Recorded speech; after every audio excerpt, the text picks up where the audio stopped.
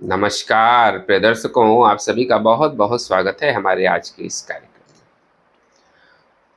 में। दर्शकों, गोचर में जो ग्रहों के परिवर्तन हुए हैं, हर परिवर्तन पर हमने चर्चा की है और हमने बताया था कि गोचर में जो ग्रहों की स्थिति है इस समय, वो बिल्कुल भी ठीक नहीं है। प्राकृतिक आपदाओं का एक दौर दुनिया देखेगी, हमने इस पर चर्चा की थी और आप देख रहे हैं कि इस समय वर्षा की वजह से चारों तरफ हाहाकार बचा हुआ है। जहां वर्षा हो रही है वहां अतिवृष्टि है और कहीं सूखे की भी स्थिति बनी हुई है। वर्तमान में पूरी दुनिया इस समय प्राकृतिक आपदाओं के कहर से जूझ रही है। कहीं गर्मी अपनी चरम सीमा पर है तो कहीं वर्षा अपनी चरम सीमा पर है। इसी क्रम में अभी आज ही 26 अगस्त को नेपाल के रसुआ जिले में तिब्बत सीमा के पास अचानक एक भयानक बाढ़ आई और इससे पूरी तबाही मच गई। इतनी भयानक बाढ़ आई जो है कि जिसकी वजह से जो है पूरा अफरा तफरी मच गई। बहुत से लोग इससे प्रभावित हुए हैं। तिब्बत क्षेत्र में बहने वाली एक नदी है कोसी नदी। इसमें बर्फ के पिघलने से अचानक पानी बहुत ज़्यादा बढ़ा और इसके कारण जो है वो भयानक बाढ़ आ गई और देखते ही देखते ये इतनी खतरनाक बाढ़ आई कि जिसकी वजह से पूरा एरिया अफेक्टेड हो गया। बहुत सारे लोग इसमें मारे गए हैं और कितने लोग अभी लापता भी हैं। कितने मकान भी इसमें बह गए हैं। मतलब काफ़ी नुकसान हुआ है। अभी तो इसका पूरा आकलन भी अभी नहीं आया है, लेकिन इससे जो है बहुत ज़्यादा नुकसान हुआ है। हम बार बार कह रहे थे कि एक बड़ी प्राकृतिक आपदा इस समय चैलेंज कर रही है। अभी चंद्र ग्रहण की चर्चा हमने की थी कि 28 अगस्त को चंद्र ग्रहण लगने जा रहा है और अभी चंद्र ग्रहण लगा भी नहीं है और उसके परिणाम आप देख रहे हैं। क्योंकि चंद्र ग्रहण जो है भले ही भारत में दिखाई नहीं देगा या इन एरियाज में नहीं दिखाई देगा, लेकिन इसके प्रभाव पूरी दुनिया पर आएंगे।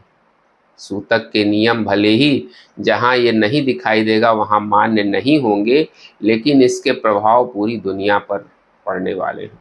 और जलीय आपदा, हमने कई वीडियो में इसको डिस्कस किया था कि इस समय जलीय आपदा बहुत ज़्यादा परेशान करने वाली है और आपने देखा बहुत भयानक स्थिति जो है वो नेपाल की हो चुकी है। तो ग्रह देखिए किस तरह से काम करते हैं। अभी 28 तारीख को चंद्र ग्रहण लगेगा और आज अभी 26 तारीख है और नेपाल में ये त्रासदी हो गई। इससे काफ़ी जन धन की हानि जो है वो हुई है। ग्रहों की इस समय परिस्थिति ही ऐसी बनी है। एक तो सूर्य ग्रहण लगा था, सूर्य का ग्रहण योग चल ही रहा है। शुक्र इस समय नीच राशि में संचरण कर रहे हैं। मंगल और राहु का दृष्टि संबंध बन रहा है।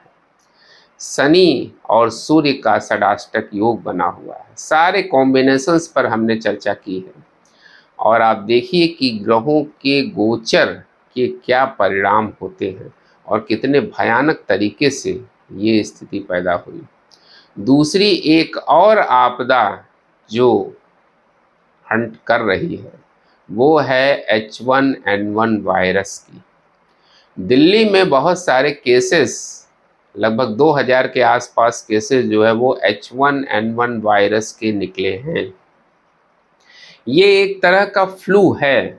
इसमें कफ कोल्ड की समस्या होती है, सिर में दर्द, उल्टी, मिचली और सर्दी खांसी, इस तरह की समस्या, तेज बुखार, ऐसी समस्या अगर हो रही है तो आप तुरंत डॉक्टर को कंसल्ट करें, क्योंकि ये एक तरह का वायरल इन्फेक्शन है और ये काफ़ी परेशान कर रहा है लोगों को। गवर्नमेंट ने भी गाइडलाइन जारी कर दी है।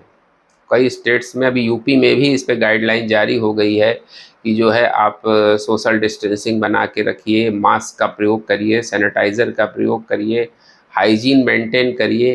बाहर की खुली हुई कोई भी चीज़ इस समय ना खाएं, क्योंकि ये H1N1 वायरस परेशान कर रहा है। और क्या ये महामारी का रूप ले सकता है? तो महामारी का रूप तो ये लेता हुआ नहीं दिखाई देगा, लेकिन परेशान करने के लिए काफ़ी है। चूँकि ये वर्षा का सीज़न है, तो इस समय वायरल इन्फेक्शन का ये सीज़न ही होता है। लेकिन ये जो समय ग्रहों का इस समय जो गोचर में जो ग्रहों का परिवर्तन हुआ है, ये इन तरह की परिस्थितियों को जन्म दे रहा है। हालाँकि कोई महामारी अभी पैंडेमिक होते हुए तो नहीं दिखाई दे रही है, निकट समय में 4-6 महीने के अंदर ऐसी कोई स्थिति नहीं बन रही है ग्रहों की, जो कोविड जैसी महामारी पैदा कर दे।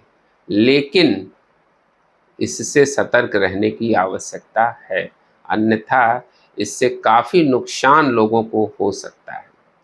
ये H1N1 वायरस तेज़ी से फैल रहा है, जो समस्या का कारण बन सकता है, और गवर्नमेंट ने एडवाइजरी जारी कर दी है। आप लोगों को बहुत सतर्क रहने की ज़रूरत है। इस समय हाइजीन मेंटेन करें, सैनिटाइजेशन प्रॉपर करें, और जो लोग इससे अफेक्टेड हैं इस बीमारी से, वो मास्क का प्रॉपर प्रयोग करें, क्योंकि इससे दिक्कत हो सकती है।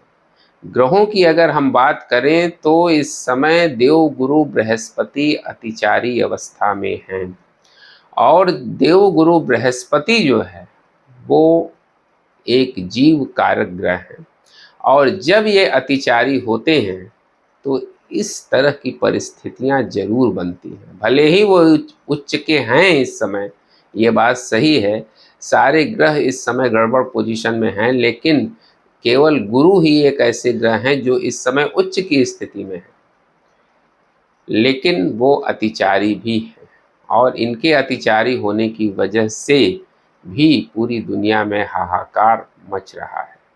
कहीं प्राकृतिक आपदाएं परेशान कर रही हैं, कहीं युद्धजनक परिस्थितियों का जन्म हो रहा है। युद्ध जहां चल रहा है दुनिया के कई राष्ट्रों में, वो आप देख ही रहे हैं, रसिया यूक्रेन का, अमेरिका ईरान का, पाकिस्तान से भी भारत की टेंशन चल ही रही है। तो पूरी दुनिया में इस तरह के हालात बने हुए हैं। इसके पीछे बहुत बड़ा रोल जो है वो देवगुरु बृहस्पति का है, वो इस समय अतिचारी अवस्था में है। साथ ही मंगल का राहु के साथ कनेक्शन बनना, हालांकि इनडायरेक्टली कनेक्शन बन रहा है, लेकिन फिर भी मंगल का राहु के साथ जो कनेक्शन बन रहा है, ये अंगारक योग को जन्म दे रहा है, जिसकी वजह से भारत को भी बहुत सचेत रहने की आवश्यकता है। हमने पिछले कई वीडियो में भी इसकी चर्चा की है कि ये जो समय है अक्टूबर तक का, ये भारतवर्ष के लिए बड़ा चैलेंजिंग दिखाई दे रहा है। कारण क्या है कि मंगल में राहु का अंतर इस समय चल रहा है, यानी भारत की कुंडली में, वृषभ लग्न की कुंडली है भारत की, और इसमें अंगारक योग ऐसे ही चल रहा है, और ब्रह्मांड में भी अंगारक योग बना हुआ है। तो ऐसी स्थितियां भारतवर्ष में भी पैदा हो सकती हैं। आप देख रहे हैं भारतवर्ष में आंतरिक रूप से ही अशांति का वातावरण, राजनीतिक अस्थिरता, इस तरह की स्थितियां बनी हुई हैं और लगातार बनी हैं। तो वो इसीलिए बनी हुई हैं क्योंकि इस समय ग्रहों की परिस्थिति ही ऐसी है।